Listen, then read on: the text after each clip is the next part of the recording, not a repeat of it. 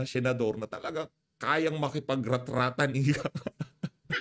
Hindi natin sinasabi na yung ibang mga nahalal, kagaya nitong si Camille Villar, nitong si Senator Bato, Senator Christopher Bongo, kanya-kanya huta yan ang mga forte pagdating sa sa ika nga sa pagiging senador nila. Halimbawa, itong si Senator Christopher Bongo, ayan, trip niyan magserbisyo. Wala akong pakialam diyan, basta ako nandito ako para tulungan ang ating mga kababayan. Pero itong mga individual na nabanggit natin, kagaya ni Attorney Jimmy, Attorney Vic Rodriguez, napakalaki ho ng panghihinayang natin. Hindi pa ho sila halal, wala pa ho silang pwesto, kagaya nitong si Attorney Vic Rodriguez, di ba? Yung sakripisyo, buhay niya ho nakasalang-alang diyan sa pag-question niya, diyan sa kulang-kulang na Vicam report. Buhay niya ho. Kasi ang pinag-uusapan dito yung pondo ng administrasyon nitong si Bangag. At ngayon, isang ordinaryong Pilipino, tinayuan niya ho yung kamalian na yan. Siya ho yung naging boses ng ating mga kababayan. Kaugnay sa mga katanungan, diyan sa kulang-kulang na Vicam report na hindi pa ho siya senador. Pero nakita niyo ho kung paano magsalita, kung paano sumalansan ng mga issue. Laki ho ng panghihinayang natin. Tapos na eleksyon. Kumbaga, ito ho nandun pa tayo sa stage na kung saan talagang mabigat sa damdamin natin yung mga nangyari, naging resulta. Pero masaya tayo masaya tayo dahil yung mga kandidato natin, karamihan ay nakapasok naman, o hindi naman karamihan, itong si Senator Bato, Senator Christopher Bongo, itong si Kong Marcoleta, itong si Camille Villar, nakapasok naman ho. Yang si Amy, hindi nga ho kasali yan. Alam nyo, iba ho yang si Amy. Yang pagiging senador niyan, iba yan. Kung ano man ang gawin niyan, problema niya na ho yan. Kapatid niya ho ang presidente, lahat ng kapalpakan na ginawa ng kapatid niya, hindi ho para dahil sinuportahan siya ng PDP o kaibigan siya ni BP Sara. Hindi ho, obligasyon niya ho yan bilang kapatid ni Marcos Jr. Kung ano man ang ginagawang kamalian ng kanyang kapatid, kung nakikita niya man ito o kung nakita niya ito nung panahon lang ng kampanya, wala ho tayo doon. Kapatid niya presidente, nagdudumilat ang mga ebidensya na talagang merong kapalpakan na ginagawa ang kanyang kapatid. Nasa sa kanya ho yan. Yung standard na ibinibigay natin kay Amy Marcos, hindi ho kagaya ng standard na ibinibigay natin sa iba nating mga kaalyado diyan sa Senado, yung mga bagong panalo. Wala ho tayong pakialam kay Amy. Bahala siya, gawin niya, gusto niyang gawin diyan. Kahit na nanalo yan, ito na hong sinasabi ko sa inyo. Walang tamang Marcos. Lahat ng Marcos, maniwala ho kayo sa akin, walang tamang Marcos. Ang importante lang diyan kapangyarihan, pwesto at kapangyarihan. Tapos na kampanya, wala na para sa atin na siraan pa itong si Amy, panalo ho siya, kung ano man yan. Pero ito yung sinasabi ko sa inyo, walang tamang Marcos. Yung propaganda na si Amy ang tamang Marcos, kabalbalan ho yun, mga kababayan. Sabihin naman ng iba dyan, tapos na yung kampanya PH, ba't pa kayo, magkatulungan na lang tayo? Anak ng tokwa, alam ko na gagawin niya si Amy pagkatapos ng eleksyon, mananahimik na yan. O bakit natigil yung mga video niya ngayon? Dahil, bahala kayo kung ako makikipagtulungan lang ho tayo doon sa mga kandidato, doon sa mga senador na alam natin na tinatayuan nila yung tama. Doon sa mga senador na kung saan noong panahon na hindi pa sila senador, noong panahon na talagang binabanatan itong si VP Sara at itong si dating Pangulong Rodrigo Duterte, noong panahon na napakatagal pa ng kampanya, nasa likod ho sila ng mga Duterte. Yun ho, sila ho ang sinusuportahan natin dito. Imagine, kung dante inaagawan ng hopya, binabardagol dyan sa kalaban niya lahat, siya lang mag-isa. Di ba?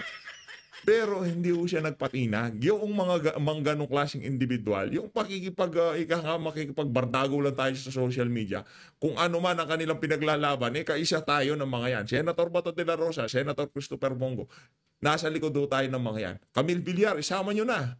Di ba? Panalo na siya Inendorso siya ng PDP. Suma total, kasama na ho siya. Pero yung si Amy, kailanman hindi mapapasama yan. kahit wala ang ating pinaglalaban, marami ho siyang kailangan trabahuhin sa pagiging senador niya na yan. Sa problemang inihatid ng kanyang kapatid sa sambayan ng Pilipino, ay dapat di matulog yung tali na yan. Pero nagulat ho tayo, ha, sa winaldas na pera nitong si Camille Villar at nitong si Amy Marcos. Talagang ika nga, yung kanilang perang winaldas dito sa eleksyon na to, talagang parang itinawid ho sila eh. Bilyon ho mga kababayan. Bilyon ho ang winaldas. Anak ng toko. Laking pera. Nagulat ho tayo. Tig 1 bilyon ho sila. Base doon sa nakita nating post na winaldas nitong dalawang senador na to. Magkagayon pa man, nanalo sila. Anong magagawa natin? O anong gagawin ng mga yan pagka nanalo? Yung si Camille Villar, mayaman na yan. Yung 1 bilyon dyan, parang sa tingin natin, wala namang kwenta dyan sa mga bilyar na yan. Pero kay Amy, yung 1 bilyon, tsaka hindi naman lahat siguro yung nanggaling sa bulsa nila, ha? Siguro yung iba, dyan, campaign donation, yung mga kaibigan nila, nagtitiwala sa kanila. Siguro doon nanggaling iba dyan. Pero napakalaki naman yan.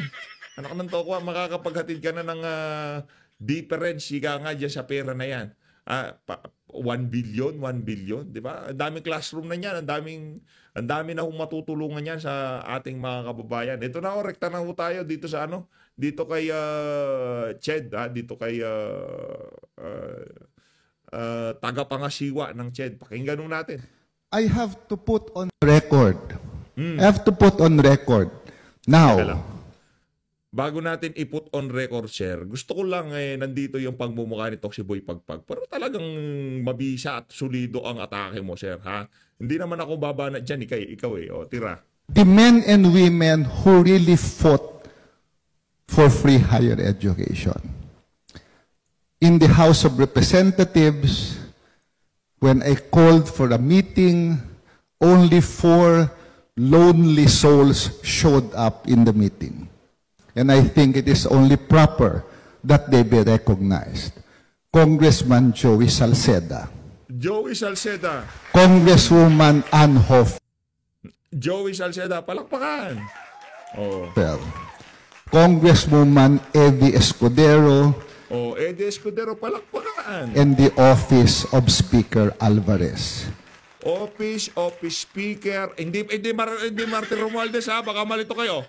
Office Speaker Alvarez. Siya ho kasi ang speaker noon, si Bebot, yung isa sa mga best friend ni Tatay Digong. Office Speaker Pantaleon Bebot Alvarez. Palakpakan. Only 4 lonely souls showed up in the meeting when we were talking about how to save the bill. Teka lang, bakit wala si Bob? Naklanto ko, palong-palo yan sa kaka-claim niya na isa sa mga dahilan kung bakit nagkaroon ng pre-tertiary education. Oy, mga Gen Z, mga millennials, Ched Secretary na nagsasalita, Commission on Higher Education. Siya ho yung isa sa mga utak dyan sa pre-tertiary education na yan. Kaya huwag kayong magbida-bida. Ay, si Bob. Wala kayong alam. Palibasa, kakapasok nyo lang sa politika pagka meron silang narinig na ads, kakapasok nyo sa politika. Pamakino, grabe, pre-tertiary education. Hindi naman nila nasubaybayan yan. Wala naman silang kaalam-alam. Anak ng toko. Ayan yung kagawaran ng mataas na edukasyon. Siya na ako nagsasabi. Sa lower house, okay lower house muna tayo. Pantaleon Alvarez, kung sino-sino pa, Salceda, yung mga yon sa lower house, sila lang ang nagpakita sa meeting. O sige, baka sa Senado, biglang magpakita itong si Bob Aquino. Pakinggan natin. Commission on Higher Education. Sabihin nyo ho ang katotohanan, ha? Ano ho kayo dito? Under oath ho kayo dito kay PH Update, ha? At tayo dito sa PH Update, give credit where credit is due. Okay? Wala ho tayong dyan. Basta kung yan talagang ginawa ni ganito at ginawa ni ganyan, palakpakan natin. Kung nabanggit dito ang pangalan ni Pamakino, papalakpakan ho natin siya. Pero kung hindi, anak ng tokwa, huwag niyo ipagpilitan na yung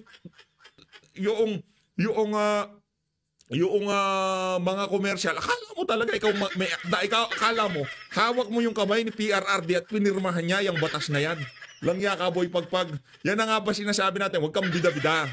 Bumenta na, nagamit mo na yung pre-tertiary education na yan, tumigil ka na. Anak ng tokwa, kung alam ko lang, Inoras-oras kita nung panahon ng di ba? Hindi, na kayo eh. Trinabaho talaga kayo ng Comelec. Naniwala ako kayo dyan. Imagine joke, no? ML Party List, yung kay, ang pangalan to, etong si Leila de Lima, bigla ako silang naging congressman. Ngayon, ang plano dito, itong dalawa na to, ipasok para maging prosecutor ng impeachment ni BP Sara. Oh, di ba? Oh, di ba? Oh. Di ba? Yun ang game plan dyan. Oh. Oh, ganun ho yun mga kababayan. Nako, natatalo itong si natatalo itong si Kimbo, natatalo itong, nawawalan tayo ng kaalyado, sabi ni Tamba, tawag kay Boy George. Hoy, pasukin mo tong mga to. The rest were just waiting for the veto. Nako, the rest is Literally. And the other one that I think we should really recognize is then Special Assistant to the President and now Senator Bongo. Nako, ano ba naman yan? Give credit where the credit is due. Palakpakan natin Senator Christopher Bongo. Talagang special mention siya. Special to Assistant to the President. Ba't wala si Ma'am Aquino dito? Oy, mga millennials, mga Gen Z, pasok na kayo dito. Oh, yung nambudol sa inyong pre-tertiary education, hindi naman pala totoo. Chad na mismo hindi ako. Kung ako lang, huwag niyo ako paniwalaan. O, di ba? Yung tipong, yung mga balbas na yan, hindi ka tiwa-tiwala yan. Di ba? Pagmumukha na yan, hindi ka tiwa-tiwala. Huwag niyo akong paniwalaan. Huwag niyo akong pakinggan. Yan ang sinasabi ko sa inyo. Pero yung mga kasama natin dito sa PH, yung mga datihan na, yung mga mahal na mahal natin, teka lang, baka meron dito, super chat. Naku, itong si Sir Joel Arellano, mega love shoutout. Itong si Ma'am Ariza yan. Ma'am Ariza yan, para tahimik ko ata ang buhay natin ha. Itong si Ma'am An Vlog 83, mega love shoutout. Itong si Ma'am Ariza yan. Maraming salamat. Parang itong si Ma'am itong si Ma'am An parang naka-low carb to o parang naglo-low carb din siya. Aba, ayos yan. Aba, ayos to Ma'am. Itong si Ma'am Arisa yan, tagal ko nang di napapasya ng nito. TikTok ka na ngayon madam ha? Okay. Tuloy tayo mga Gen Z, mga millennials, makinig kayo kay Shed Secretary, okay? Oh. It was really Bongo who called me up, I think 4 days before the veto, and asked me to show up in the cabinet meeting to fight for it. Nako. And it was Senator Bongo who facilitated that the confidential memorandum that I will write will reach the President. Hindi. Sir, hindi. Sir, hindi si Bongo. Si Bam Aquino. Pre-tertiary education, Bam Aquino. Oh, yan, hindi niyan matanggap ng mga Gen Z at millennial. Wala tayong magagawa. Mahal nyo na, di ba? Wala tayong magagawa, yun ang katotohanan, mga brad. Senator Christopher Bongo, Pantaleon Alvarez, Joel Salceda, kahit na dilawan yan, babanggitin natin kasi yun ang totoo. Hindi natin matatago ang katotohanan. The truth will set us free. Yun ang totoo doon. Hindi tayo pwedeng pagpilitan na si Bam. Hindi pwedeng si Bam. Kung sino lang ang sasabihin nitong CHED Secretary, Commission on Higher Education, tagapangasiwa ng mga states, university, and colleges. Di ba? Siya ho yan eh. Di ba? Siya ho yan. Alam niya kung ano nangyari doon. Isa ho sila sa mga talagang, nang gawin natin, tawagin natin si ganito. Naglabi tawag doon eh. Sila ang naglabi sa Malacanang para maisakatuparan niyang batas na yan. Hindi pa naman tapos ang video eh. Baka mabanggit siya sa Senado. Tuloy. So Senator Bongo, Speaker Alvarez, Senate President Coco Pimentel pushed very hard so that it will be explained properly to the President, and the President will see that it is fiscally possible to sign it. Yun lang naman banggit nabanggit niya itong si Kiko Pimentel, Coco Pimentel, palakpakan natin. Give credit where credit is due. Binanggit niya yung mga dilawan, mga pinklawan, at kung ano man ang kulay nila ngayong mga panahon na to. Pinapalakpakan ho natin dito. Yun ang totoo, hindi natin yan maitatago. Kung ngayon, kung mababanggit niya ang pangalan dito ni Bam Aquino, di papalakpakan din natin. Ched ho yan di ba? O kung meron kayong anak nakikipagtalo sa inyo, basta si Bam yung sa ano na yan, dyan sa pre-tertiary education. Baka yariin kayo ng CHED secretary natin, bida-bida kayo, hindi nyo naman alam talaga nangyari nun. Baka nag-ML pa kayo nun. Baka puro TikTok po inaatupag nyo nun. Ano yan, 2017, wala pa kayong kamuhang sa politika nun.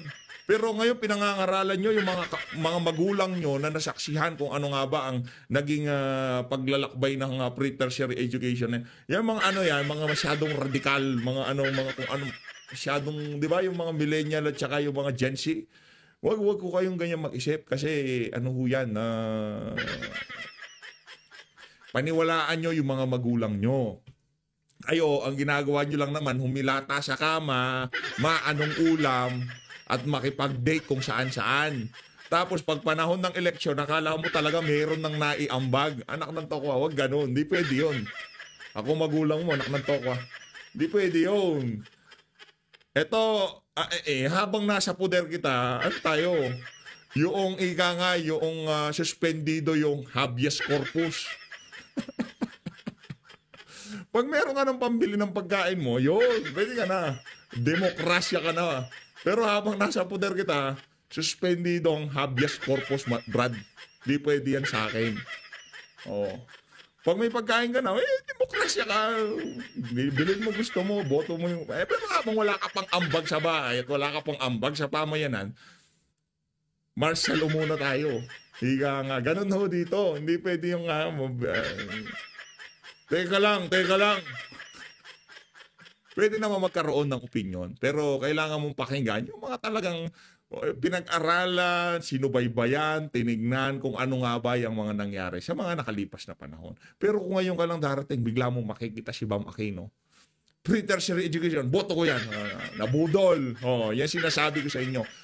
Mga credit grabber, yung mga pinklawan, mga dilawan, kung ano man lalabas sa bunganga niyan, hindi mapagkakatiwalaan.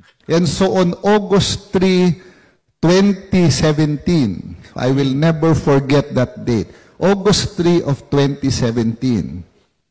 The bill will expire on August 5, 2017.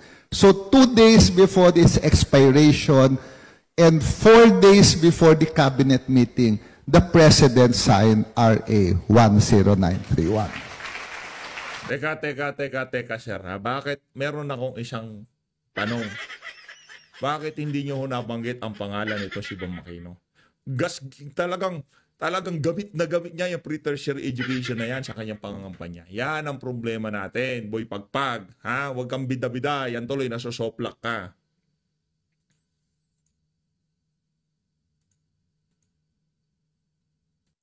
Ayun na nga mga kababayan, lipat na ho tayo dito kay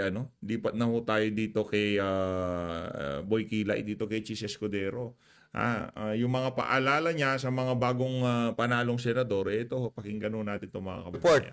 As to the hiccups, as to the successes and failures, so that we can learn from it in the coming weeks.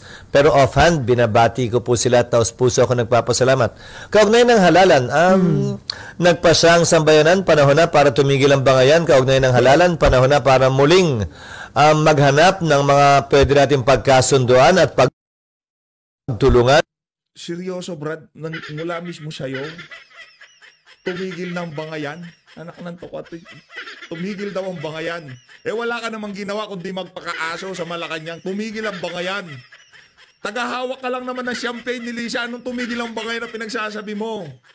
Tuloy-tuloy ang bangayan habang hindi ginagawa ng mga nanunungkulan yung mga dapat nilang gawin. Yon ang tandaan mo. Hindi matitig. Kung ayaw mo ng bangayan, huwag ka pumasok sa politika. Anong tumigil ang bangayan? Visit na to. Yun ang pinaka nang gigigil tayo. Yung tipong tumigil na ang bangayan. Ang tumigil ang bangayan? sa kaliwat kanan kabalbalan ng ginagawa ng administrasyon na to, tumigil ang bangayan? Tuloy-tuloy ang bangayan. Isip ka. Sana magsimula na ang paghilom at pinapaalalahanan ko ang mga nagwagi at nanalo na sila ay upo bilang senador, Sige. mayor, governor, konsehal, Brad, sinhot ka muna. Walang yaka. Anong panghilom? Hanggat hindi na uuwi sa Pilipinas si dating Pangulong Rodrigo Duterte, ibulsa mo yung paghilom mo na yan. Ibulsa mo yung paghilom mo na yan. Anong paghilom na pinagsasabi mo? Anak ng tokwa, mga Marcos nga, 30 taon, hindi naghilom eh. Pinagpilitan na mailibing sa libingan ng mga bayani ama nila. Anong hilom-hilom na pinagsasabi mo? Kami ilang buwan pa lang, gusto mo na maghilom kagad? Langya ka. Ay, ito talagang si Boy Kilay. Brad, ayusin mo yung mga pinagsasabi mo sa mga interview mo. Baka tanggalin ko yung kilay mo na yan. Baka burahin ko yan ng ano. Ipalaser ko yan. Tattoo yan eh. Diba? Tattoo yung kilay mo na yan. Papalaser ko yan pagka Langya ka. Anong pagsilong pinagsasabi nito? Yung presidente namin nasa The Hague, Netherlands. Diba? Pinadala siya doon na against sa kanyang kagustuhan. Against sa mga kasalukuyang batas sa ating bansa. Tapos gusto mo maghilom kami? Pag pinatato ko yung mga kilay mo, yun ang maghihilom. Ay, pag pinalaser ko yung mga kilay mo, yun ang maghihilom. Doon ka pala maghihilom. Langya ka. Vokal kung ano man ng lahat ng kanilang nasasakupan o constituents at hindi lamang ng mga bumoto sa kanila, hindi lamang yung mga supporter nila ang dapat nilang pagsilbihan, kung hindi bawat Pilipinong hihingi ng kanilang tulong bilang Ba't ikaw pinagsisilbihan mo lang? Si Kokak, si Butod. Ba't siya lang pinanghahawak mo ng champagne? Bakit hindi sambay ng Pilipino? Bakit hindi mo pinaglilingkuran na sambay ng Pilipino? Ba't si Malacanang lang? Makapagsalita ka. Huwag mo kaming turuan doon sa mga bagay na hindi mo namang ginagawa, si Escudero. O yung bang kulang-kulang na bycam report, yung bang pagtalima o sasalita kaugnay dyan sa kamalian na, na budget na yan, hindi pa pagserbisyo sa sambay ng Pilipino yan? Bakit imbis na punahin nyo, pinagtatakpan mo? Yun ba ang tinatawag mong paglilingkod sa sambay ng Pilipino? Papalaser ko talaga yung mga kilay mo na yan. Walang yaka. Mula nung nakilayan ka na ganyan para masiraan ka ng ano. Di ba? Anong pinagsasabi nitong ang mga halal na public officials ng ating bansa? Sir, ang sabi, laban daw ng Marcos at Duterte yung nakalipas na eleksyon. Sino sa tingin nyo ang nanalo? Sino ang dihado? At meron po bang nag-benefit dito? Dun sa naging... Hindi ganun ang pagtingin ko. Hindi kulay politika ang nananalo kapag may matagumpay na halalan.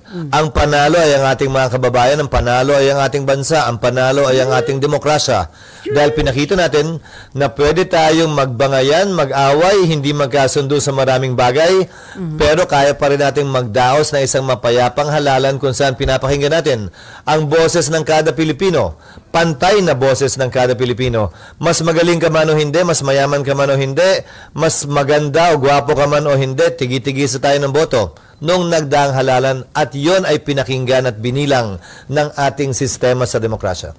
Sir, ang midterm election ay sinasabing referendum ng nakaupong administrasyon. Dito daw nakikita kung nasisiyahan ang taong bayan doon sa performance na nakaupong administrasyon.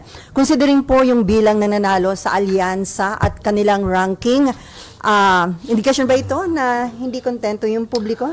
Hahayaan ko ang Palasyo ang Malacanang sumagot sa katanungan yan dahil hindi ko tinuturing na barometro yan sa trabaho namin dito sa Senado. At hindi. Anong barometro? Tagahawak ka ng ikaw ang pinaka-perfect na tao na sumagot dyan sa tanong na yan. Na kung ano bang nangyari dyan sa election na yan, base sa naging outcome, yung mga naging nakuwang boto ng mga administrasyon. Hindi, tagahawak ka ng champagne ni Lisa, Brad. Hindi natin mababa, yun yung katotohanan. Kaya ngayon, sabihin mo lang sa amin kung ano bang dyan, anong bang barometro o kung ano bang... Hindi ka makasagot-sagot. Bilang tagapangulo ng Senado, yan lamang siguro ang kokomentaryohan at papasyahan ko. Pero ito yung parehong proseso na nagluklok sa Malacanang kay Pangulong Marcos. proseso ng eleksyon. Ito rin yung proseso sa gitna ng kanyang administrasyon. Maganda man o hindi ang kanilang tingin dito, kaugnay sa kulay ng politika ang ginagamit nilang lente, para sa akin, nananatili ang mandato niya na manilbihan at magsilbi bilang Pangulo ng ating bansa hanggang bago magtanghalian ng June 30, 2028. Anumang pagkukulang, anumang pagkakamali, mahaba pa ang panahon, kalahati pa, para ito'y punuan, iwasto o ayusin. At gayon din sa ating ikalawang Pangulo at iba pang halal na dapat manilbihan hanggang bago magtanghalian ng June 30, 2028. Kabilang na ako doon. So sir, too early for former presidential spokesperson Harry Roque to say na lame duck president na ang Pangulo. Hindi ko tinitingnan ng mga bagay-bagay ng lame duck o malakas na duck. Ano bang opposite ng lame? Ano? hindi duck ang ginagamit kong panalmingan, ika nga o lente, para tingnan ng mga bagay-bagay na ito. Nakikita ko sa nagdaang halalan, matagumpay na naidaos natin ang isang mapayapang proseso para palitan ang ating Ikaw naman, Senator Chis Escudero, kaya kailangan ka ng palitan nitong si Kong Dante, di ba? Kailangan ka ng palitan, Brad.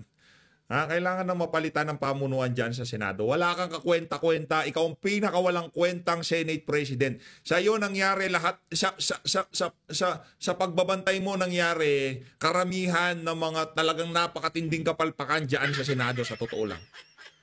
Sa totoo lang, yung 2025 budget, under your nose. Kung tawagin nila, under your watch, Brad. Pero hindi ho sila nagsasalita. Yung tila bagang walang nangyari sa kanila doon sa 2025 national budget, yung kulang-kulang na BICAM report. Wala sila doon. Pero ang gusto niya, yung mga bagong halal, paglingkuran ng sambayan ng Pilipino, pero siya mismo hindi niya ginagawa. Langyang yan. mga leader. Brad, pahinga ka na. Night-night ka na, night-night.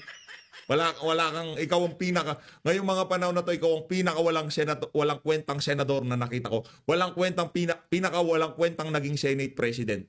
Nasubaybayan natin niya ang si Soto, ang si Pimentel kahit papaano nung nagtatalo sila nitong si Zubiri, yung pinalitan mo.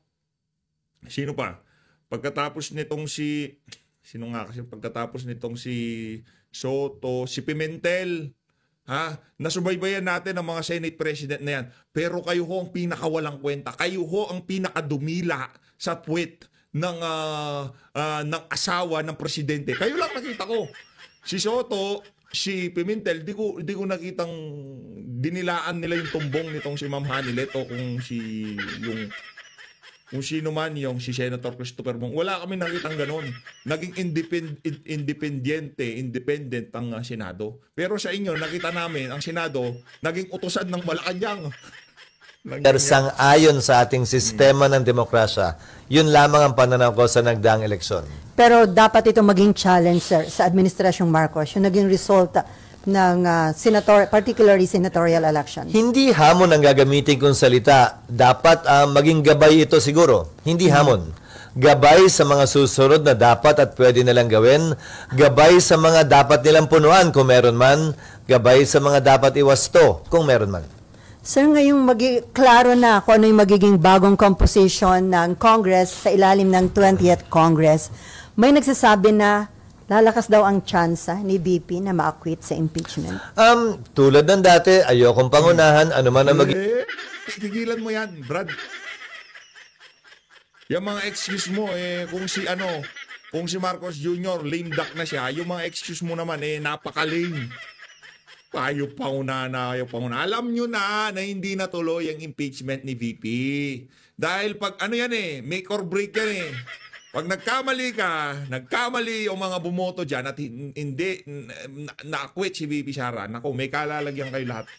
Pero kayo yung pinakakumbaga sa mga mayayari. Kayo yung pinakakumbaga hindi masyadong tatamaan Pinakatatamaan talaga dito, alam nyo kung sino? Alam nyo naman kung sino yung mga pinakatatamaan kung sakaling hindi ma-impeach si VP Sara.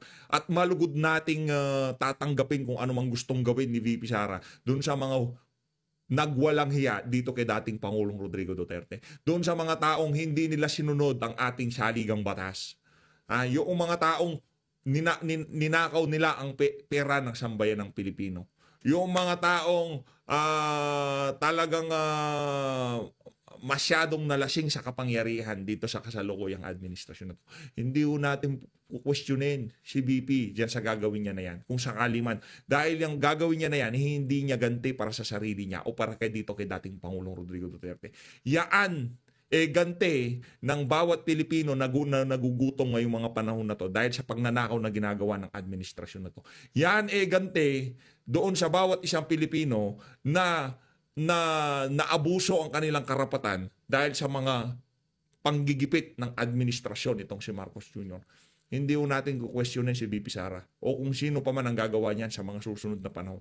Kung ma-impeach si BP Sara o siguro kung sino man ang gagawa niyan, si Mayor Baste, si Kitty Duterte, kung makikita natin siya magpipresidente, hindi natin questionin yan. Kung hahabulin yung mga dapat habulin. Pero sana sa susunod na administrasyon, yung lahat ng mga walang ya dito sa administrasyon na to, dapat kasama si Boy Pilay dyan. Mapanagot doon sa kung ano mang pagkukulong na ginawa nila dyan sa kulang-kulang na BICAM report, bakit pinarmahan niya ng mga tagapangasiwa ng mababang kapulungan at ng Senado. Dapat sa bagay, nasa ano na yan, nasa Korte Suprema na yan. Tinatrabaho na ni Attorney Vic at itong si Congressman, ang pangalan nito? Si Congressman, yun, basta kalimutan ko. Na mental. Giging resulta ng impeachment. Hayaan nating tumakbo ang proseso at Kong Isidro Unga ba yun? Bumalik na. kaya natin magpasya ang impeachment court. Hindi para sa akin na pangunahan yan. Hindi para sa akin mag-pre-game analysis, ika nga. Siguro gusto nyo mag-post-game analysis tayo pagkatapos. Pero anumang pre-game analysis, maaaring mainterpreta na panguhusga ng niwala pang napipresenta o nakikitang ebidensya ang mga uupo bilang hurado. Pero ano po yung nakikita nyo magiging sitwasyon dito sa Senate? Mas dadami na ba ang nasa opposition or dadami ang nasa admin? Or ano yung nakikita nyo considering yung mga pumasok sa Magic 12? 15 taon na ako sa Senado. Ang tingin ko sa kada senador ay hindi may tatak sa noong oposisyon o administrasyon. Ang tingin ko sa kada senador Sinungaling ka naman dyan. Ang kahit kailan talaga, wala kang pagkakatiwalaan. Diyan ba sa noon itong si Risa Ontiveros, walang nakatatak dyan? Diyan ba sa noon itong si Bam Aquino at nitong si Kiko Pangilinan na walang nakatatak dyan? Diyan sa noon mo, alam ko na kung sino nakatatak dyan, yung champagne ni Lisa. Wala na tayo. Sa'yo, wala kang pakialam sa'yo. Ano ka lang, tagahawak ka lang naman champagne ni Lisa eh. Pero kung sabihin sa amin na walang nakatatak sa noon ng bawat isang senador, loko-loko. Lokohin mo si Heart Evangelista, bulahin mo. Buti pa yun, pwede mo mabola yun. Pero di mo kami mabubola dito, Brad. ika nga ng maraming mga kolumnista ay isang malayang republika na pagpapasahan ng mga isu sa kada may darating na isu at hindi dahil lamang yun ang kulay na dala nila nung sila'y nangampanya o nanalo. Each senator will decide for himself or herself the various issues we will confront as members of the Senate, as representatives of the people who are elected at large. Pero political institution ang Senate, sir, di ba? Parang hindi naiwasan yung impluensya. Ulitin ko, walang dikta ang partido kaugnay sa nakita kong performance o pagboto ng mga senador sa nagdaang panahon. Ang mga desisyon nila at pasya ay depende sa kanilang... Hindi totoo yan. Nasasamid pa tayo. Hindi totoo yan. Sinungaling ka, Chis. Ang partido ang magdadala ng susunod na makakalaban ni VP. Kung ano man ang maging desisyon ng mga membro ng partido sa Senado, yun ang tayo ng partido. Dahil ang 2028 presidential election fast approaching. At si VP Sara ang susunod na nakikita ng ating mga kababayan na magiging presidente. Kaya wag mo kaming ululin. Nakakabuhis ka. Ginagawa ko tayong tanga. Yung tipong, alam yung partido, ganito, ganyan, ganito, ganon. Okay, pagpalagay na natin kung Supreme Court justices ang nasasakdal dyan sa impeachment na yan, o justice ang nasasakdal na sa impeachment na yan, o si hindi, pagka kasi presidente, hindi. Sino pa ba yung may impeachable government official? Basta yung wala sa politika. Okay? Nasasakdal sila dyan at hindi sila tatakbo ng pagkaanumang mataas na pwesto sa mga susunod na eleksyon. Naniniwala tayo, discretion yan ng mga senador na nakaupo. Pero pagka pinag-uusapan dito, future President of the Philippines, wag mo sabihin ng partido, walang kinalaman. Wag mo kaming ungguin dito. Ikaw naman, Chis, ginagawa mo naman mga tanga yung mga mga Pilipino. Huwag ganun. Kakausap yan. Personal na pananaw at desisyon at hindi dinidiktahan ng partido. Okay, before RG, so sir, how about the Senate leadership? Ano yung nakikita? Mananatili kang Senate President o pwedeng magkaroon ng pagbabago sa Senate leadership? Katatapos lang ng eleksyon at bangayan at ingay, sisimulan nyo na naman agad. Palipasin nyo naman. Ala na, Brad. Aalis ka na. Ano sabi ko sa'yo? Night-night na. Kasi papahinga ka na. Sa ayaw at sa gusto mo, papahinga ka, Brad. Ikaw ang pinakawalang kwentang naging Senate President ng Pilipinas. Yan ang tandaan mo. Ikaw ang pinakawalang kwentang naging Senate President. Sa totoo lang. Nasubaybayan natin yung mga Senate President kahit papaano tumatayo sila sa Malacanang. Yung si Soto, naku, angas yan nung si Tatay Digong pa. Hindi ka mapapakontrol kung independent na Senado. Pero ito, tagahawak ng champagne ni Lisa. Night-night na, Brad. Kumbaga sa dito sa mga susunod na kabanata, hindi na makokontrol ni Lisa yung kung ano man mangyayaring kaganapan dyan. Lisa, isa na lang siyang ordinaryong Pilipino sa mga susunod na panahon. Tanggapin mo na yon. Babay na. Maraming qualify. Maraming overqualify nga yung iba dyan. Kagaya nitong si Kong Dante. Qualify ho siya dyan. Maging bagong Senate President. At base sa naririnig nating sa social media, sa tingin ko, makakakuha ng boto itong si Kong Dante. Iba tong itong si Congressman Rodante Marcoleta. Magkakaroon siya ng mahusay ho kasi. Mahusay sa totoo lang. Kaya para sa mga re-electionist dyan, pagka sa 2028, pagka alam na natin, di ba? Pagka yung mga kaibigan ni Kong Dante, yung mga nagsabi sa mga kababayan natin, sinabi ni Kong Dante, yang si boto nyo yan. Makakatulong yan sa sambayan ng Pilipino. Papaniwalaan namin Kong Dante yan eh. Alam nyo na, syempre, di ba? Tapusin muna natin itong kongresong to. May 2 pa kaming linggo na marami pa kaming inaasahang mapapasa at maihahabol na mga panukalang batas. Kung curious man lang kayo doon, pwede niyong tanungin din. Kung hindi, okay lang din. Pero, itatanong namin later. doon muna kami nakatutok. At hindi yung parating na kongreso. Okay, RG. Balikan ko lang yung, kasi Babalikan ka pa ron? Yes, outside of the impeachment process, syempre, Bakit tayo allergic ka sa impeachment, Brad? Anak ng toka. Kaya wala kang... Tapusin. Talagang... may mga natural allies based on the personalities and the principles of the incoming 20th Congress Senator. So, ano sa tingin mo yung magiging itsura? Sino-sino sa tingin mo yung mga magkakasama based on their natural alliances, based on their natural principles? I will not prejudge nor predispose what each senator elected or already serving would be doing once the impeachment court convenes. Suffice it to say that I expect it to be lively and vibrant, given that we have 3 new lawyers entering the Senate. And that is a valuable addition to any impeachment trial insofar as enriching the discussion and enlightening not only our people but fellow members of the Senate in their function as an impeachment judge. But outside the impeachment trial, paano yung natural alliances na nakikita mo?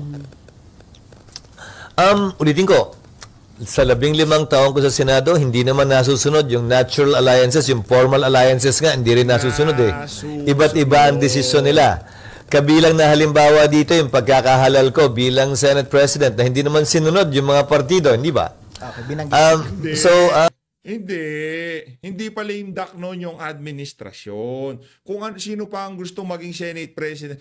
Brad, wag mo kami paikot-ikutin ha. No, nahalal ka bilang Senate President dahil makapangyarihan pa si Kokak noon, si Marcos Jr. Kung sinong gusto niya maging Senate President, pwede.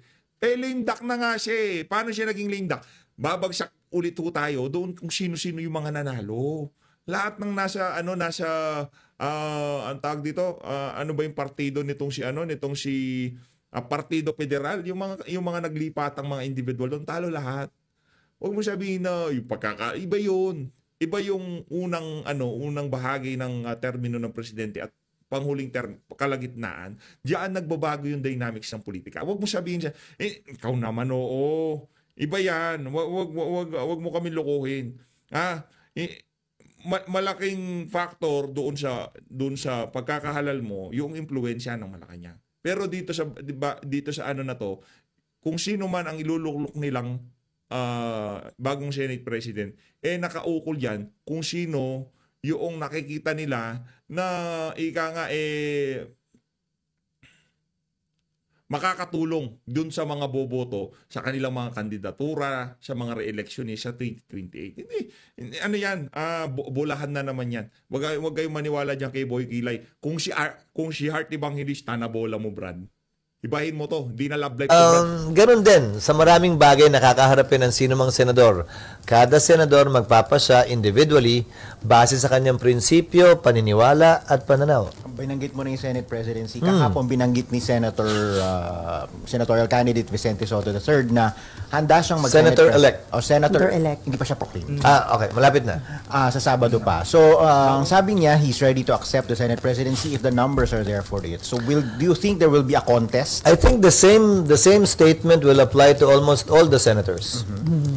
Kahit naman sa akin nun, bago ko inisip man lang o pinangarap, hindi ko nga pinangarap na maging Senate President. Sino man namin numero, Hindi mo pinangarap, kaso ikaw ang pinili. Bakit ikaw ang pinili? Ikaw ang handang tumanggap doon sa mga maruruming trabaho na pwedeng ipatrabaho ng Malacanang kung sino man ang Senate President. Kagaya ng kulang-kulang na BICAM report, pag sinabi ni Lisa na manahimik ka, Brad. Dapat tanggapin niya yung responsibilidad at yung hamon na yon kung nasa kanya ang tiwala ng mas nakararaming senador. Okay, sir. Given the results of the election, ano yung major issues na haharapin ng Senate in the 20th Congress? So there's, of course, obviously, there's the impeachment.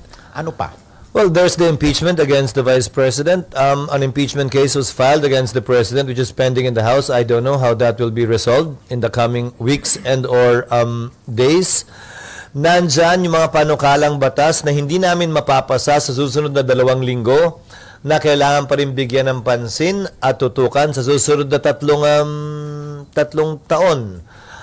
Maliban doon, syempre, makikita mo na yung pagporma, paghahanda ng ilan na nangangarap, nag-aambisyon o nag-iisip na tumakbo sa mas mataas na posisyon o sa parehong posisyon, kabilang na ang Senado, pagdating ng 2028. Hindi ba parang awkward yun for Kailangan nilang harapin sa sarili nila, sa salamin at sa taong bayan, yung kanilang magiging pasya, kung ang nagdikta nga ba ng kanilang desisyon sa impeachment ay yung personal nilang interes o nakabatay sa ebidensya at sa batas at sa pananaw ng mas nakararami base sa kanilang napanood din na ebidensya ang kanilang magiging desisyon kaugnay ng impeachment.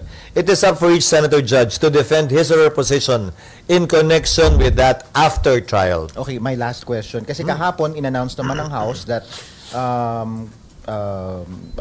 Attorney De Lima and Attorney Diokno, now Congressman Presumptive, will be joining the impeachment prosecution panel upon the invitation of the House leadership. So doesn't that feed into the... Yun naman talaga ang dahilan sa pagkakapanal nitong si Shell Diokno at nitong si Leila De Lima.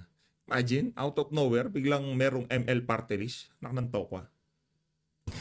Theories that are circulating among some circles na there's this alliance between the administration and that color of the political spectrum. Hindi ako bahagi ng anumang koalisyon o alyansa ngayon at hindi ko pwedeng komentaryohan. Subalit, pasaya ng Kamara kung sino pipiliin nilang abogado o prosecutor, tulad lamang ng pasya ni Vice President Sara, yung kanyang pipiliing mga abogado at magtatanggol sa kanya. Hindi yan pwede pang himasukan ng impeachment court. Wala kaming say dyan.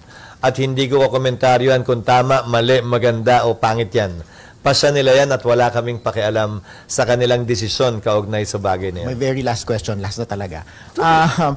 Given all of those things na nasabi nyo kanina, all of these issues that you'll be confronted, may magagawa pa bang real na trabaho ang Kongreso in the next 3 years? Kasi baka maging busy na kayo sa politika. Bakit naman hindi? Wala na ikaw nga ilang taong ka Senate President, wala kang nagawang trabaho.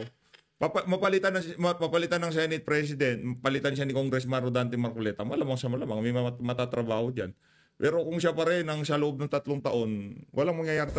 Buwang paniniwala ko na sa kabila ng impeachment, kaya inaayos namin yung schedule, ay meron pa rin kaming mapapasang mga makabuluhang panukalang batas. Buwang tiwala ko na kung maayos namin yung ilang pre-trial proceedings, ay matatapos namin ito bago tuluyang tutukan ng Senado ang budget para sa taong 2026. Hopefully, we can wrap this up before we go on recess in October. Para pag-resume kung saan tatalakay na yung budget sa plenary, makatutok naman kami doon. Na bagaman hindi kasing laki ng budget, Teka lang. Mamaya ka na, Buster. Ito naman si Idol Buster. Pinapanood ko si Idol Buster. bagaman hindi kasing sikat na impeachment, ay makabuluhan, may halaga, at makakaapekto at makakatulong sa marami sa ating mga kababayan. Sir, considering yung sinasabing surprises sa naging result ng elections, lalo na sa senatorial, ano yung nakikita nyo na game changer? At dapat bang i-consider ito ng mga tatakbo sa 2020?